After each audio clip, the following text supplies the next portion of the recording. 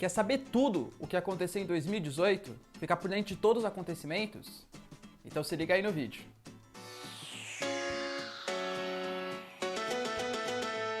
Fala galera, beleza? Vocês também estão legais, tranquilos de boa? Então tá, ó.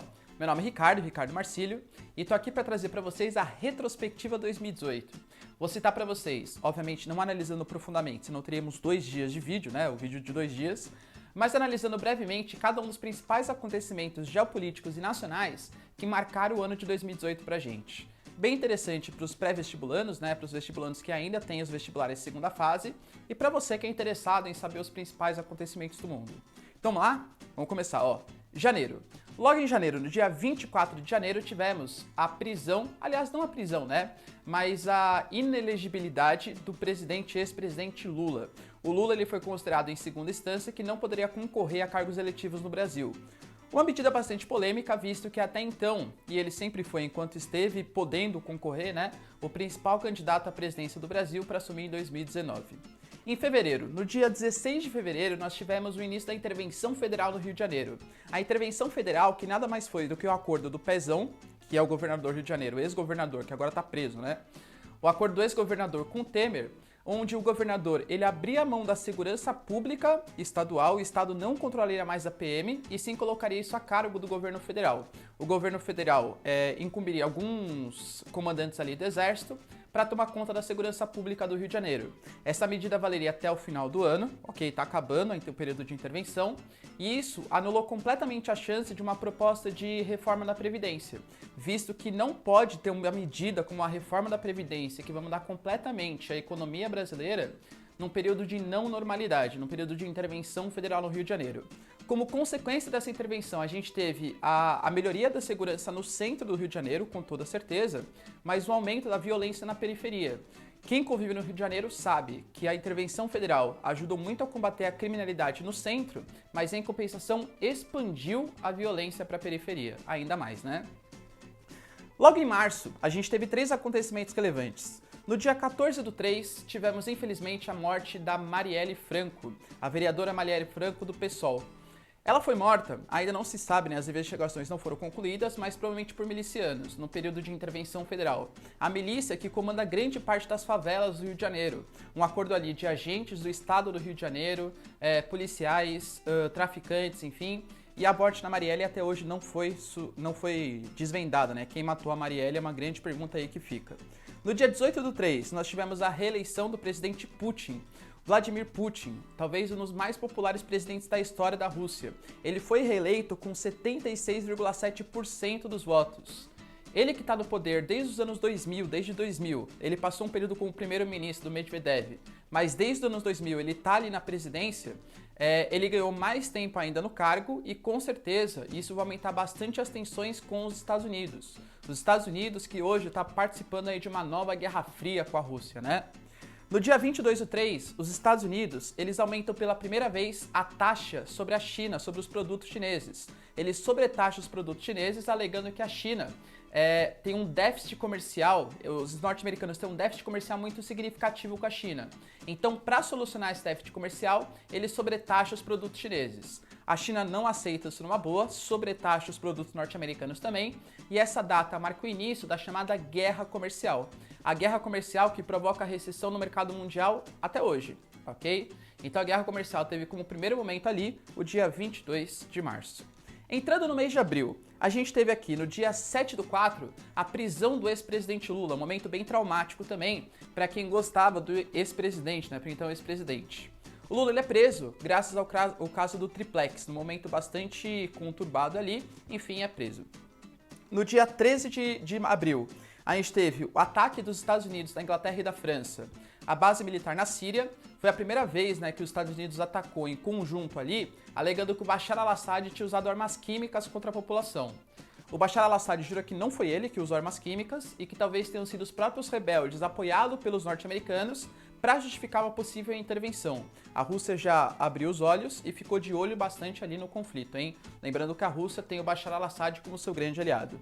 No dia 19 de abril, tivemos a eleição de Miguel Díaz-Canel, fim da era Castro em Cuba. A era Castro, que se estendia, né, desde a Revolução Cubana, desde 1959, finalmente tinha se dado fim, né, ao período da era Castro, e a eleição do Miguel Díaz-Canel. Lembrando que ele não, pelo menos nas suas palavras, né, e a gente percebe que realmente não mudou, não vai colocar um fim ao socialismo de Cuba. Mas é um ponto importante aí, o fim dos irmãos Castro no poder. No dia 27 de abril, tivemos Moon Jae-in se encontrando com Kim Jong-un, o líder da Coreia do Sul se encontrando com o líder da Coreia do Norte. Bastante significativo esse momento também. A primeira vez que um líder sul-coreano ou norte-coreano atravessa a fronteira, a zona a zona desmilitarizada, né, o paralelo 41 graus norte ali, onde nem os norte-coreanos nem os sul-coreanos podem atravessar de lado a lado. Isso mostrou uma tentativa de reunificação aí, pelo menos não reunificação, mas uma tentativa de paz entre as duas Coreias.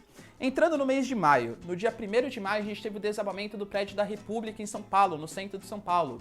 Uma ocupação com péssimas condições. E ali pegou fogo, incendiou, desabou, e isso expôs, né, completamente, como nas principais metrópoles do Brasil, há um caos na situação urbana, há um caos na questão da moradia, existe um déficit habitacional muito grande. Grande parte devido à desigualdade social e outra falta de políticas públicas adequadas por parte dos governos locais.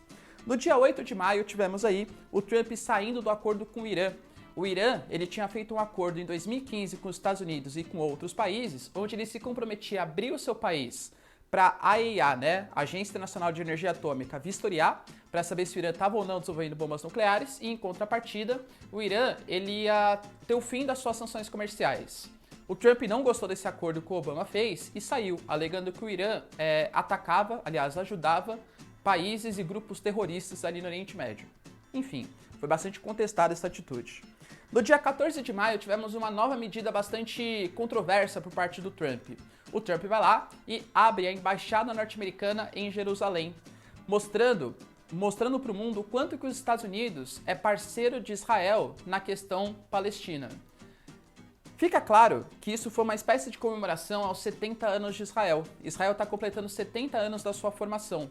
E o Trump, para mostrar que ele está do lado dos israelenses, abriu a embaixada em Jerusalém, de novo aumentando bastante os conflitos ali na região. No dia 20/5 tivemos a eleição de Nicolás Maduro. O Nicolás Maduro é reeleito na Venezuela, reeleito com 67,7% dos votos. Uma eleição marcada por supostas fraudes eleitorais, né? Várias agências, vários países não reconhecem a eleição como realmente legítima e por uma abstenção muito grande.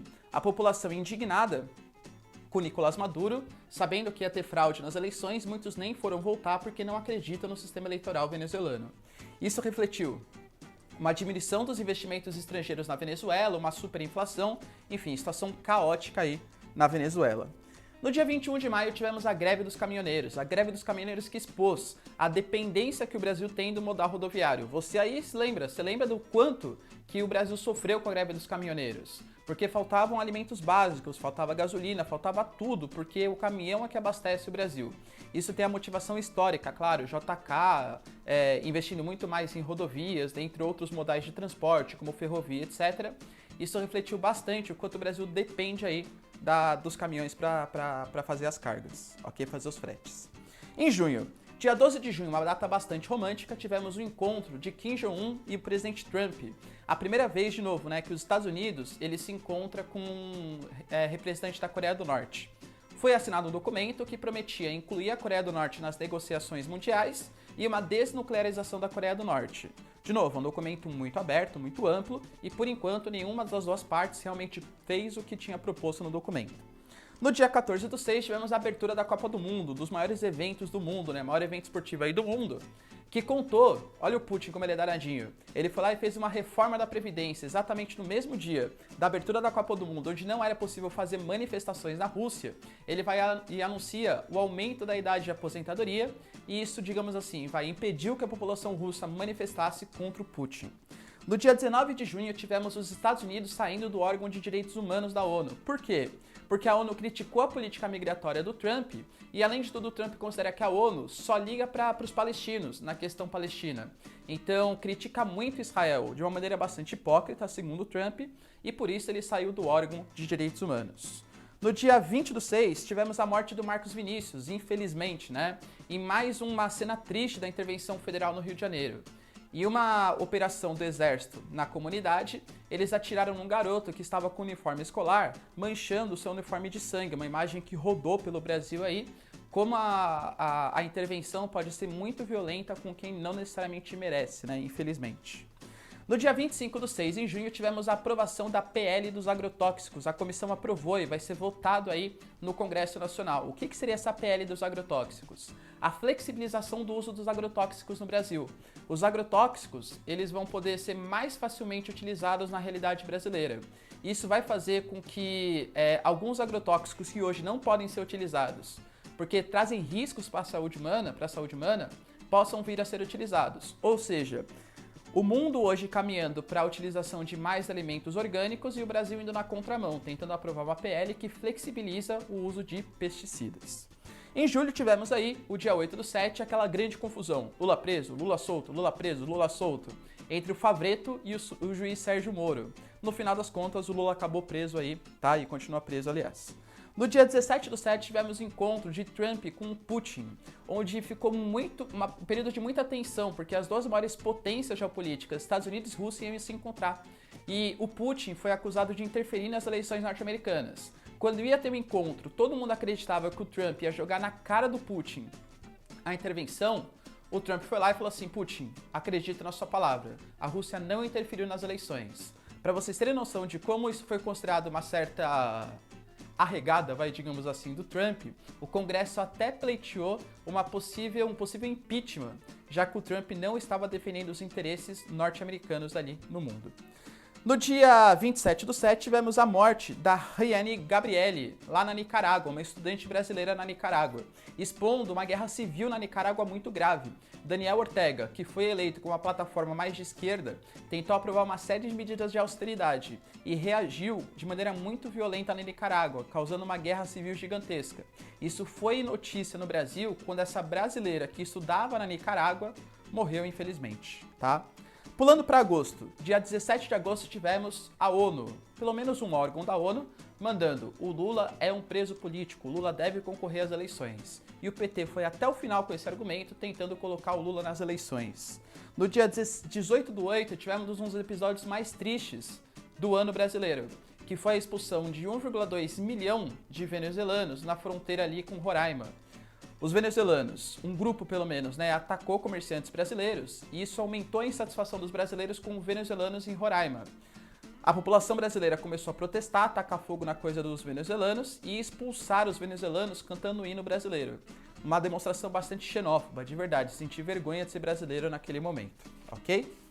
Continuando aqui a nossa retrospectiva 2018, tivemos em setembro, sei que é uma brincadeirinha, tá? Dia 1º de setembro é aniversário do Corinthians, aê, timão, 108 anos de história. Além disso, tivemos também a confirmação de Haddad como candidato do PT no dia 1º de setembro. No dia 2 de setembro, tivemos, infelizmente, o incêndio do Museu Nacional no Rio de Janeiro.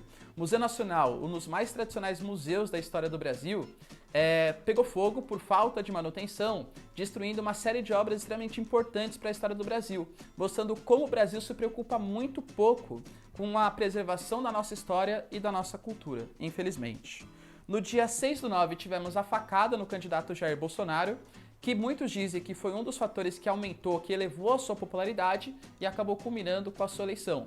Isso expôs também uma radicalização política de ambos os lados, tanto da esquerda quanto da direita, com os demais candidatos. Foi uma eleição bastante marcada pela violência nas palavras e até as vias de fato mesmo. No dia 11 de setembro, fatídico dia, que já me lembra coisas não muito positivas, tivemos ali o maior exercício militar russo da história desde a Guerra Fria.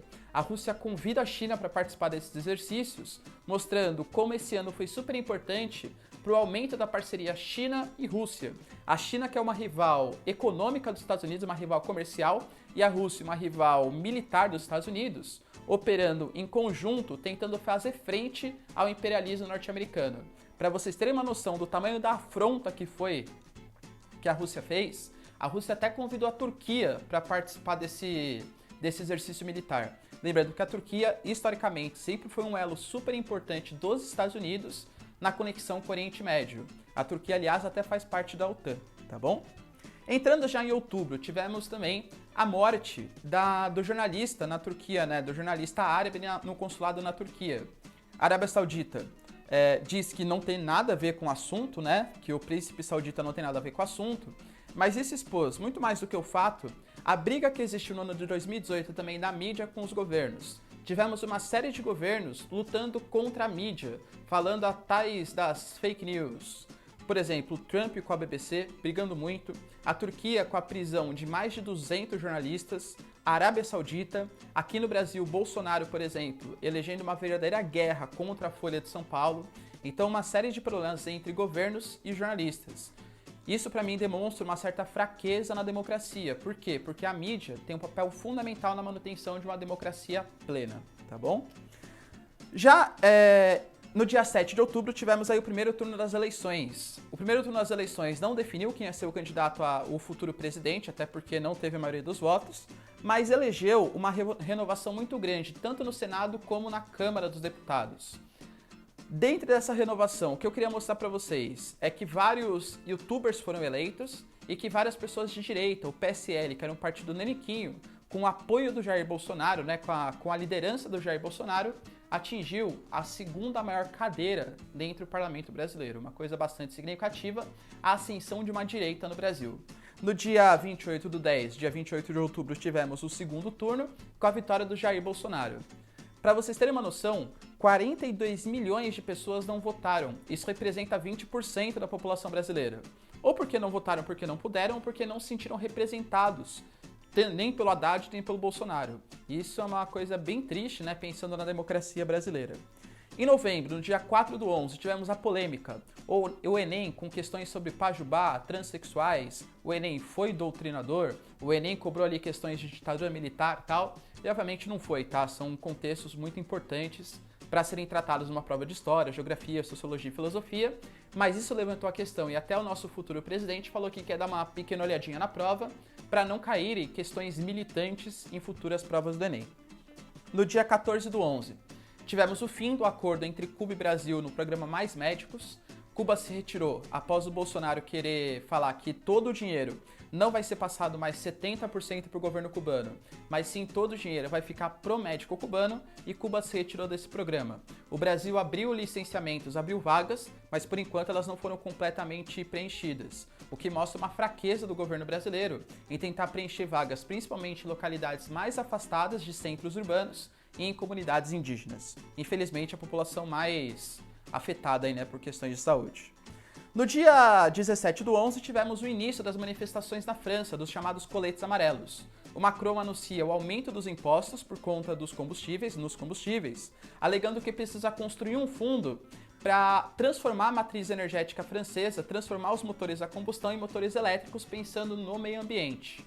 População francesa totalmente insatisfeita com o aumento dos impostos e corte de gastos públicos, começam as manifestações que fizeram uma série de despesas para a França, manifestações muito violentas, tá, para a França, e fez com que a França perdesse muito dinheiro durante esse processo.